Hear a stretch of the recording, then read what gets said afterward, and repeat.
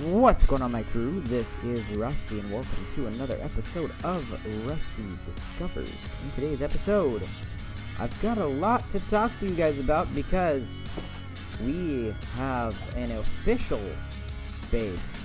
Look at this thing. I built up walls around our base's area so that we can keep out the baddies and do whatever we want in the nighttime. So we no longer have to sort of, whoopsies.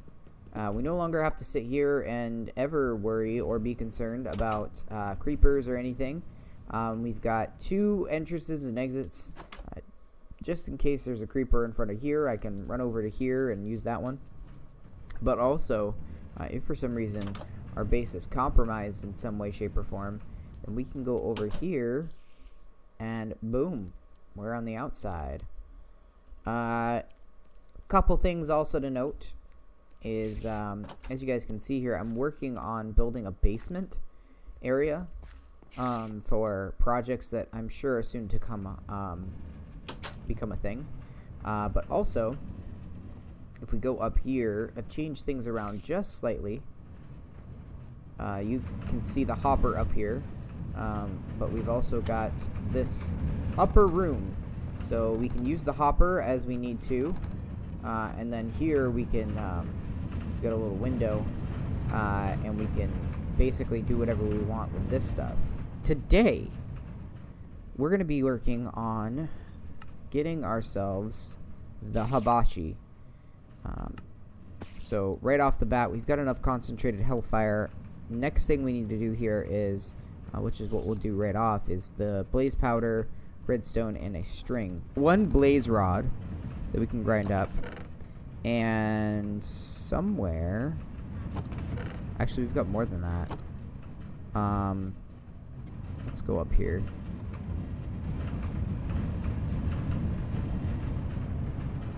What is it? The Adventurer's Backpack. Nope. Hunting?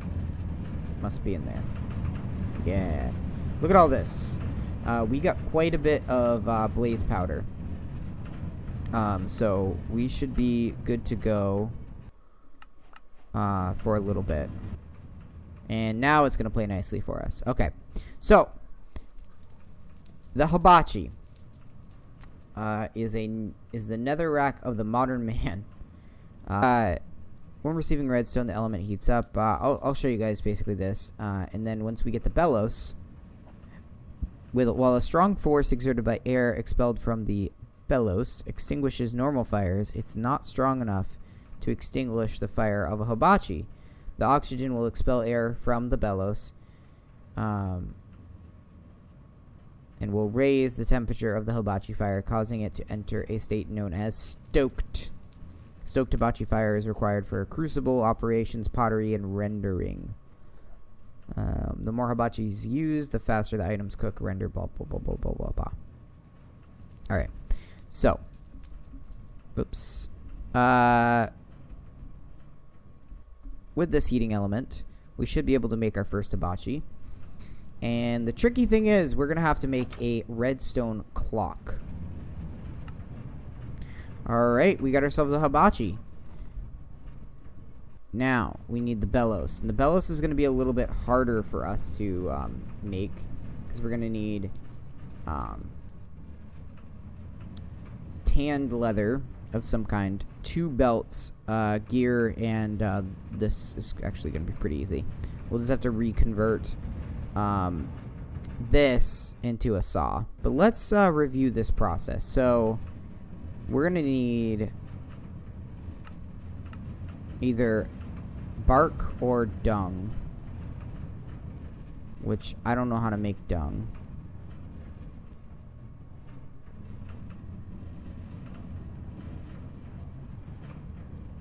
Interesting.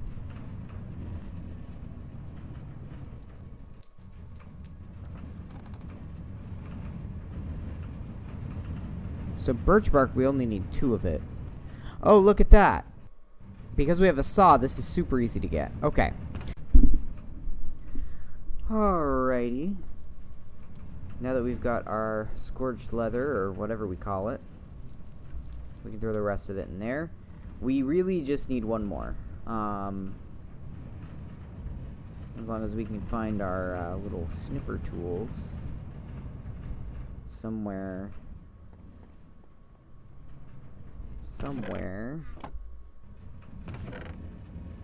There they are.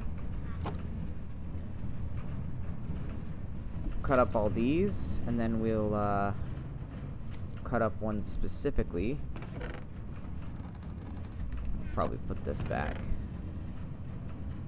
Now, one thing we do need is wood, which should theoretically be in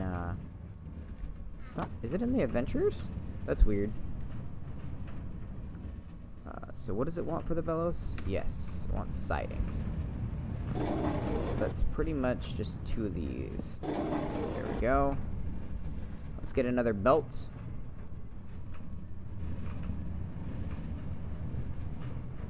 A little slime ball.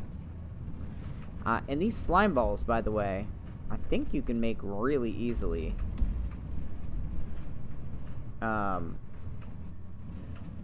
Whoops. There we go.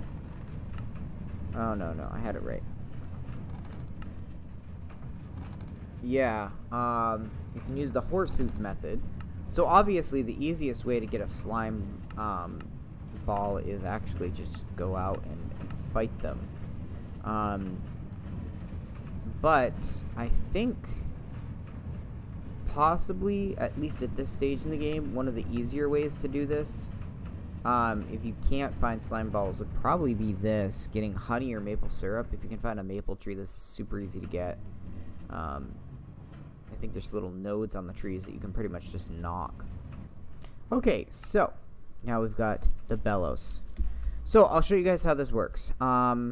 If I remember it correctly. So what we need is we need to make a little switchy poo. Oh, we already have redstone. Perfect. So the only other thing that I might need here is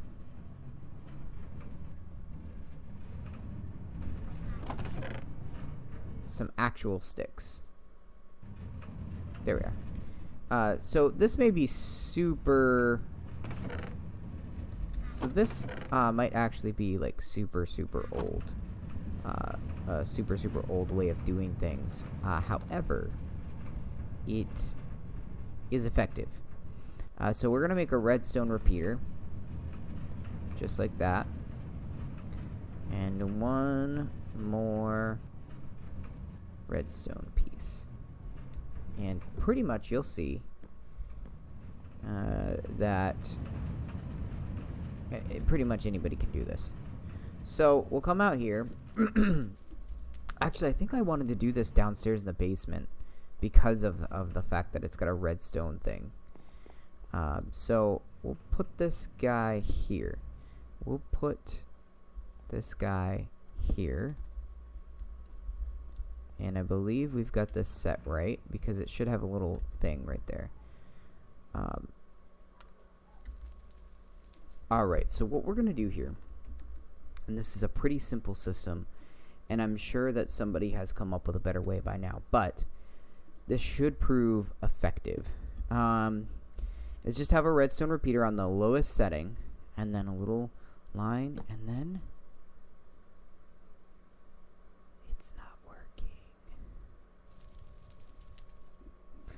Well, if we read here, when receiving mechanical power, the bellows compresses and will remain compressed as long as mechanical power is applied.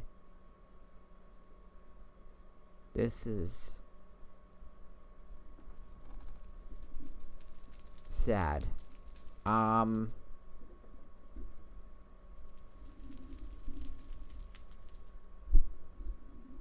So do we need a crank?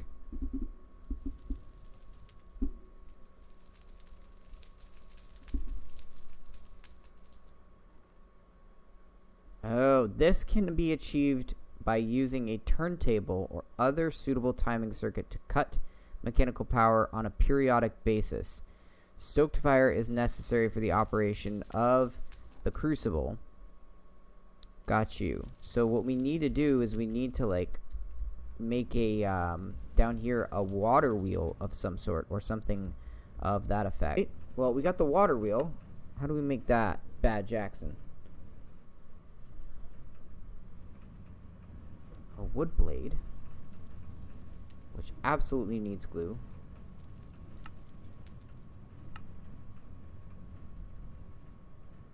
Okay.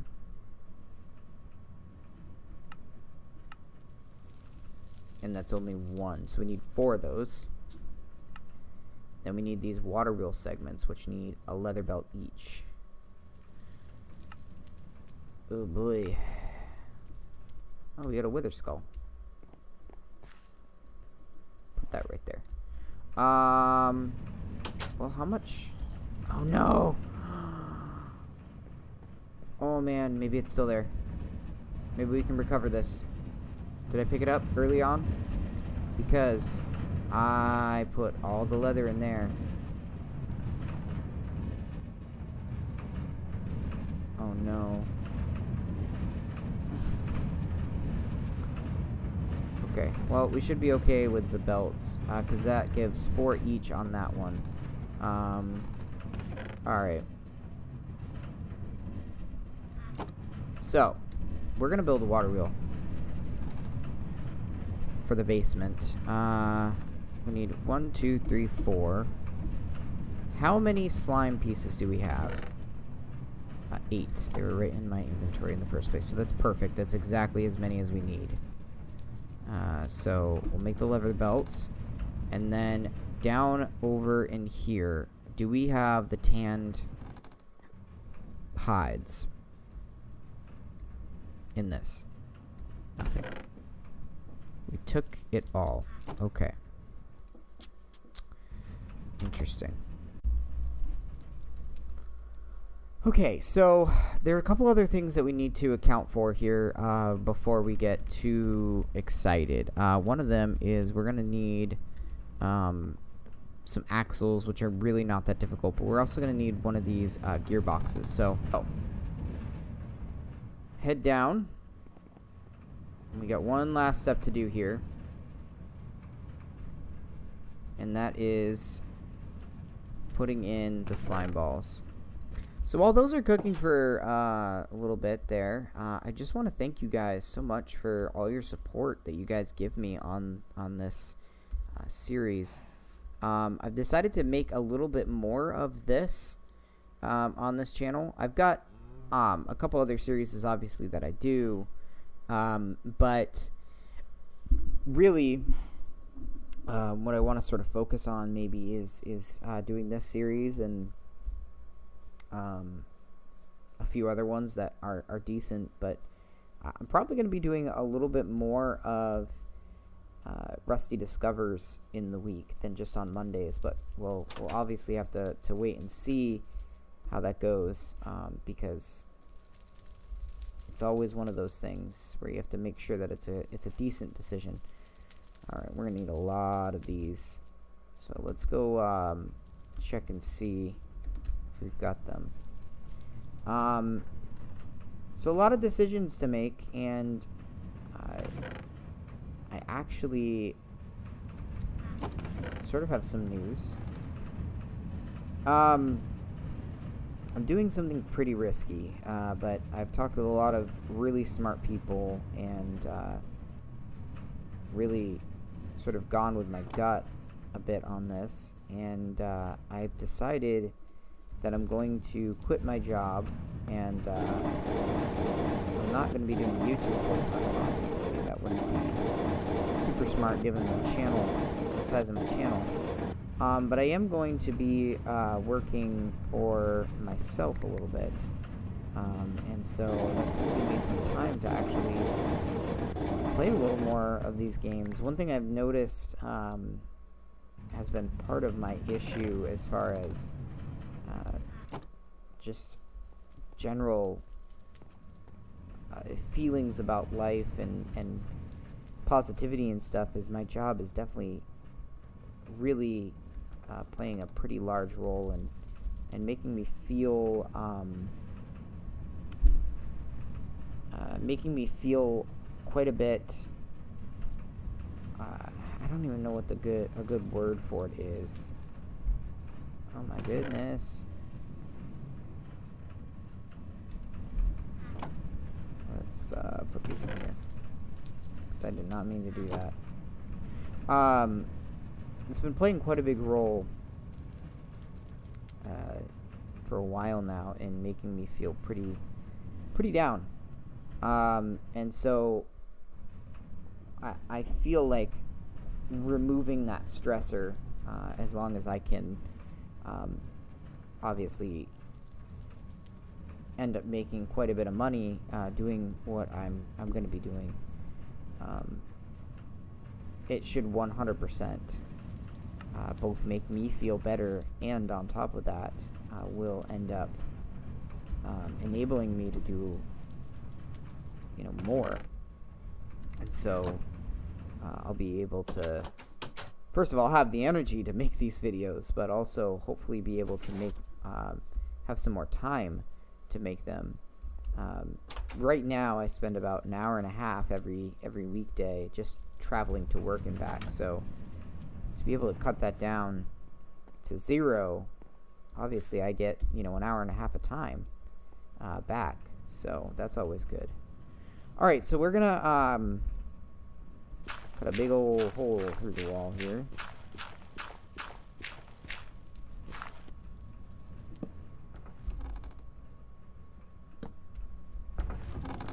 Okay, and then hopefully oh, right. Okay, so now we need to move this clock over to here, I believe. Our clock. Oh man. Of course this ends up being super loud. However, now we've got it, guys. We've got so many things. We've broken it.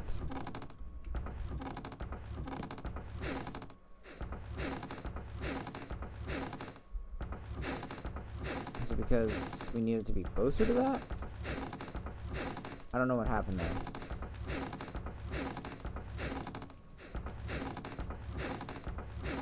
It perhaps is too fast. There we go. And then our lever here.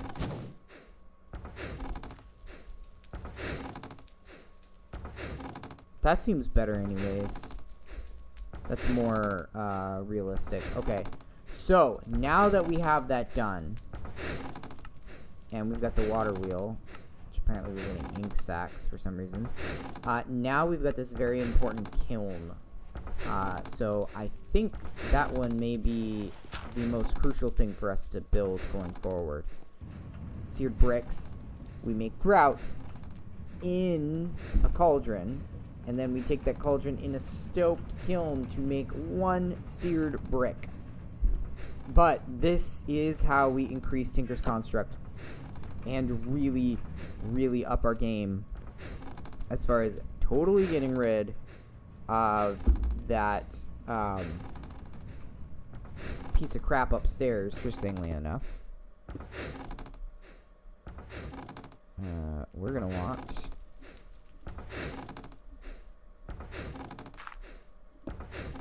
do this. I have not made a kiln. What are you talking about? Alright. So, now that we've gotten the kiln, there we go. A unfired vase. That'll allow us to test it. Perfect. I wanted to show you guys how it works. So we literally stick this guy right here, and then we wait.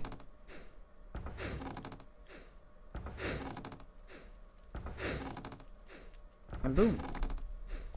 We have a white vase. And we can stick that guy right here. It's beautiful. Look how beautiful it is. I don't think it's giving us anything. I think that's just apparently the noise that it makes. But yeah, so that is essentially, and by the way, we can turn this off by just doing that. If we wanted to sort of just let things lie for a minute. That is the kiln.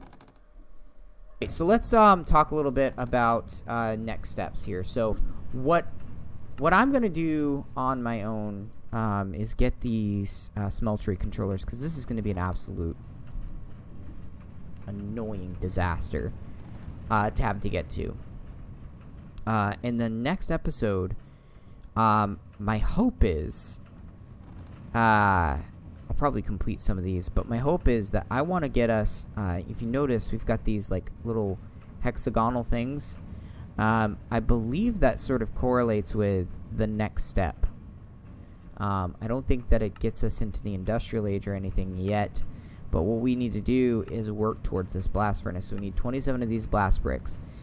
All of this is pretty much easy. It's the nether sludge that's not. So we're going to need to really focus on getting this hellfire dust going. So I'm going to need to do a lot of netherrack mining and all of that stuff. So basically what we'll do is we'll have it so that we have a stoked cauldron over here.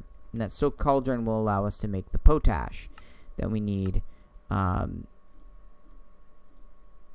this. So we'll just throw wood planks in there. That'll make 1 potash. So that's going to be a lot of planks. But just did the math. We need 72 hellfire dust, it looks like, to make all of these blast furnace bricks. Right now, this here and this here are going to be incredibly tedious. But then we will get steel. This is where it really is going to be sort of a go from, an episode by episode where we sort of pick and choose what we want to build, to kind of really needing to pick what we're ready to build next. So anyways, guys, that is going to do it for today's episode. Like I said, I'll let you guys know. Hopefully I can get some time to do that. I still got 2 weeks before I'll be able to really do full-time whatever I want. But until then, I'll do my best to get as many episodes out as I can throughout the week. But for right now, I thank you guys so much for watching. And until next time, happy mining and crafting.